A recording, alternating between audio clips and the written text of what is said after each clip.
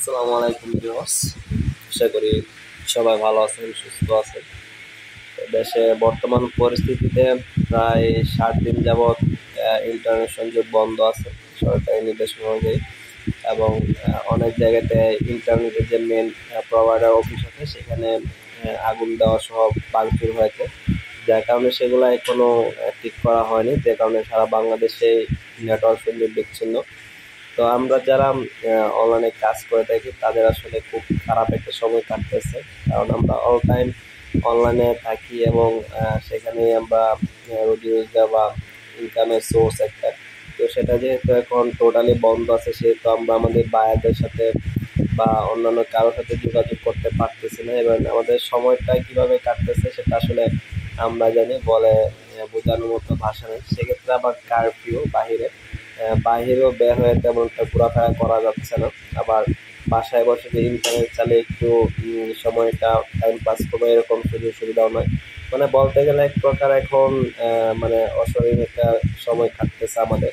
তারপরেও ধৈর্য ধরে অলরেডি 5 থেকে 7 দিন সময় আমরা পার করে দিয়েছি।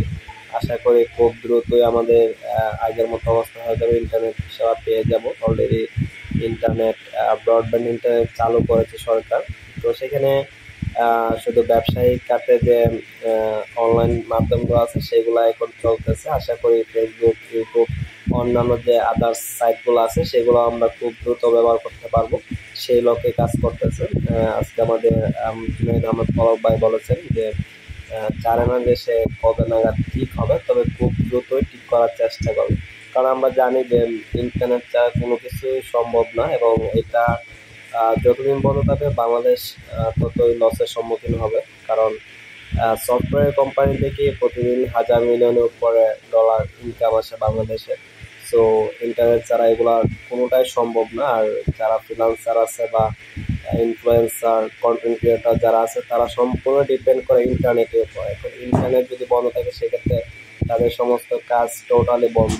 তো এখানে যারা আমরা জানি যে 2021-এর পর বাংলাদেশে অন্যান্য খাতের থেকে যে অনলাইন প্ল্যাটফর্ম থেকে বাংলাদেশ সরকার যে বৈদেশিক মুদ্রা অর্জন করেছে তা দিয়ে কিন্তু দেশে অনেক উন্নয়ন হয়েছে, এবং ভবিষ্যতেও সেটা ধরে রাখার জন্য সরকার সবাইকে বলতেছে আউটসোর্সিং করার জন্য। তো এটার জন্য সরকার অনেক ফ্রি কোর্স এবং অন্যান্য বিষয়বস্তু তুলে ধরেছে, যাতে মানুষ যাতে এটা দিকে অগ্রসর হয়, এবং এখান থেকে আউটসোর্সিং করে যাতে বৈদেশিক মুদ্রা ঘরে বসে অর্জন করা যায়। তো ইন্টারনেট ছাড়া আসলে সেটা কখনোই সম্ভব নয়, যদিও সেটা ইন্টারনেটের উপর ডিপেন্ড করে। তো দেখা যাক কবে কি হয়, তবে খুব দ্রুত ইনশাল্লাহ আমরা আবার আগের মতো কাজে ফিরে যাব। সেই লক্ষ্যে আজকে আমাদের এপিসোড শেষ করছি। ধন্যবাদ সবাইকে।